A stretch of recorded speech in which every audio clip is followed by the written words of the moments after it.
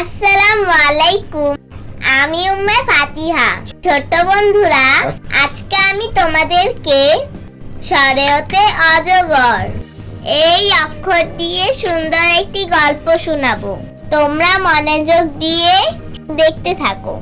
অনেক অনেক দূরে এক শান্ত গ্রামে থাকতো ছোট্ট একটা ছেলে। তার নাম শিহাব। সে ছিল খুব সাহসী আর কৌতূহলী। একদিন সে বনের ধারে খেলছিল। হঠাৎ সে শুনতে পেল গাছের পাতার শব্দ। সামনে তাকিয়ে দেখে এক বিশাল অজগর তার দিকে এগিয়ে আসছে। শিহাব ভয় পেল না। সে বলল, তুমি কি আমাকে খেতে চাও?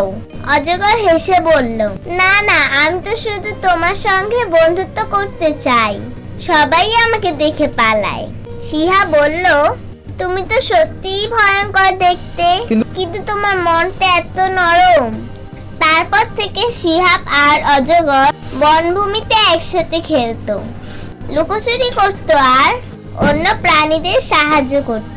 গ্রামের লোকেরা প্রথমে ভয় পেলেও পরে বুঝতে পারলো ভয়ঙ্কর চেহারা মানেই খারাপ মন না। আজও কেউ যদি বনে যায়, শুনে অজগর আর শিয়াবের হাসির আওয়াজ, আর তাই অতে অজগর। অজগর মানে শুধু ভয় না, অর মানে সাহস, দয়া আর বন্ধুত্ব। চেহারা দেখে কাউকে বিচার করো না, মনে খুঁজো তার আসল রূপ। তোমরা ভালো ভাববে, ভালো থাকবে।